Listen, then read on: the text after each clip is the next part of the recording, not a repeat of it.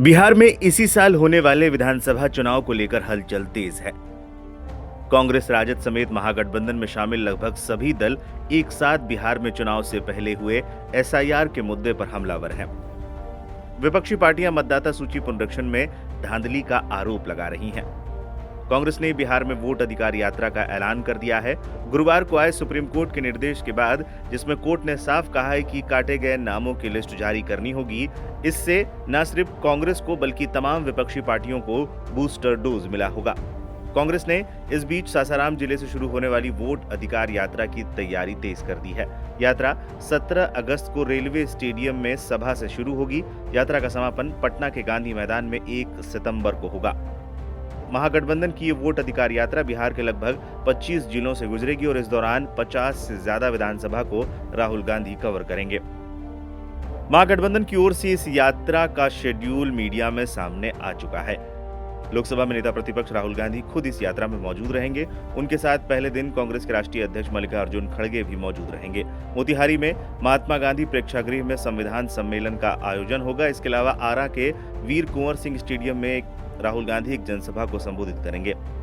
वहीं पटना के गांधी मैदान में वोट अधिकार रैली होगी। इन जिलों से होकर गुजरेगी यात्रा।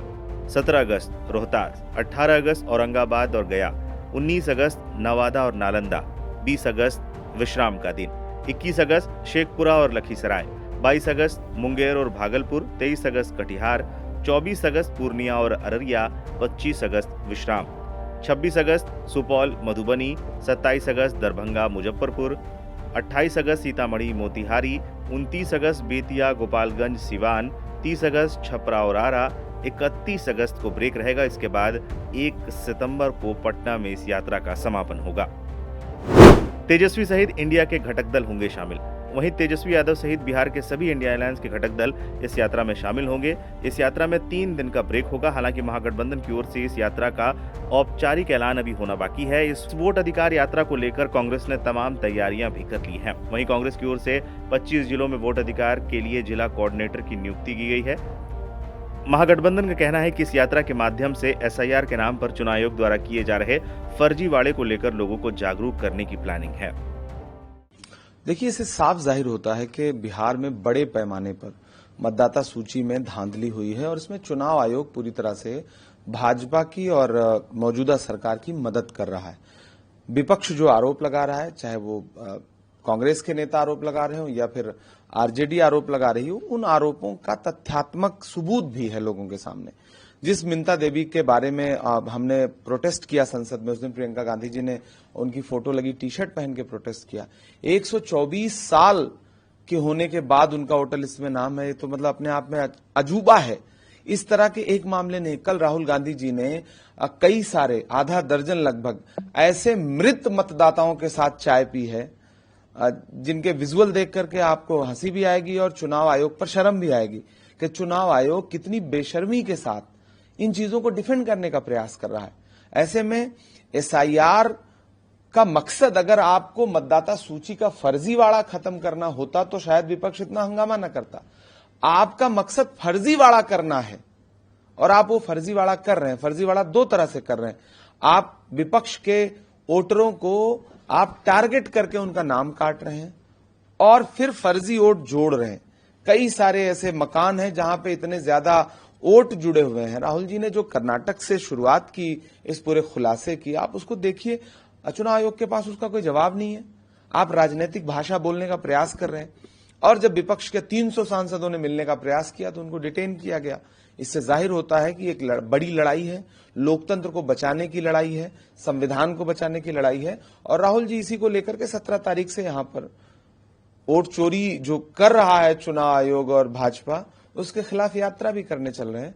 और हम पूरे प्रदेश में घर घर तक पहुंचने का प्रयास करेंगे और वोट की चोरी करने का जो सरकार का साजिश है, हम उसको रोकेंगे, उसको होने नहीं देंगे। बिहार के उप मुख्यमंत्री विजय कुमार सिन्हा जी का भी 2 एपिक आईडी देखा गया, जिस पर उन्होंने सफाई दी कि मैंने एक को खारिज करने की अप्लाई कर दी थी। क्या लगता है आपको कि इंटेंसिव रिवीजन के बाद भी इस तरीके की चीजें जो सामने आ रही है, कैसे इन सब चीजों? नहीं, इससे साफ पता चल रहा है कि वो झूठ बोल रहे हैं।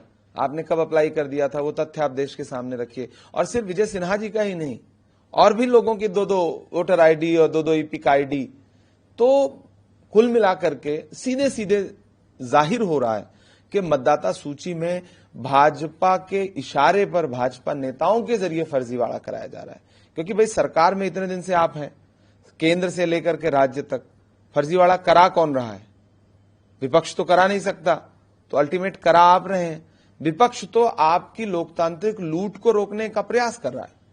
जिस तरीके से लगातार चुनाव आयोग इस पर चुप रह रहा है, सामने आके कुछ बोल नहीं रहा है, ऐसा क्यों लगता है कि इस पर चुप्पी क्यों साधे हुआ है? चुनाव आयोग की भूमिका पिछले एक दशक से न सिर्फ संदिग्ध है बल्कि लोकतंत्र के लिए शर्मनाक भी है।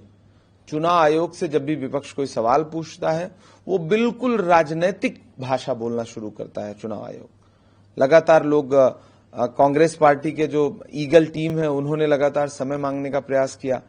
किसी महत्वपूर्ण विषय पे समय मांगते हैं तो चुनाव आयोग टाल मटोल करता है, और फिर जब दबाव बनता है, उस दिन प्रोटेस्ट जब कॉल किया विपक्ष ने तो आपने 30 सांसदों को बुलाने की चिट्ठी लिख दी। आपका मकसद सांसदों से बुला के वार्ता करना नहीं था, बल्कि जो मार्च हो रहा था उस मार्च के दबाव को कम करने का प्रयास था।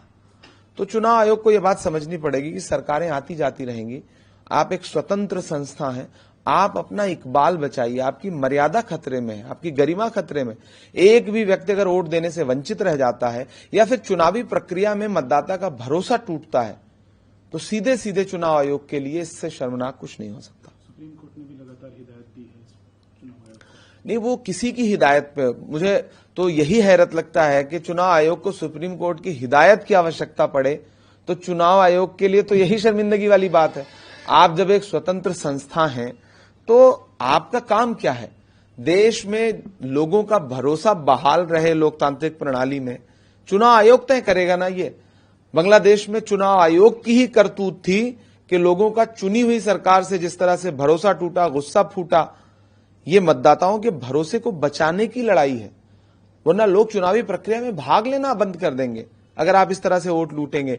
पहले ईवीएम को लेकर के जिस तरह खबरें आई, उसके बाद अब मतदाता सूची में जिस तरह खबरें आई, महाराष्ट्र का मामला हो, कर्नाटक का मामला हो, नेता प्रतिपक्ष तो इस देश के लोगों की आवाज बनकर के खुलासे कर रहे हैं। आप खुलासों पर थिथराई कर रहे हैं। आप ये कह रहे हैं कि शपथ लेकर के बताइए। मैं चुनाव आयोग से कहता हूं आप शपथ लेकर बताइए कि आप वोट चोरी में शामिल नहीं है। एक नेता प्रतिपक्ष जो देश का चुना हुआ नेता प्रतिपक्ष है, उसने संसद के अंदर कसम लेकर के, ओथ लेकर के, संविधान की कसम लेकर के नेता प्रतिपक्ष बनाया जो व्यक्ति, सांसद बनाया जो व्यक्ति, आप उससे कहते हैं शपथ लेके बताओ। ये तो वही बात हो गई जैसे बच्चे कहते हैं कि भैया विद्या कसम खा के बताओ कि तुमने चोरी नहीं की है। तो हम तो चुनाव आयोग से कहते हैं कि आप कसम खा के बताइए कि आपने चोरी नहीं की। मैं ओथ लेके कह रहा हूं कि चुनाव आयोग वोट की चोरी में शामिल है। मैं ये बात ओथ लेके कह रहा हूं, ऑन रिकॉर्ड कह रहा हूं।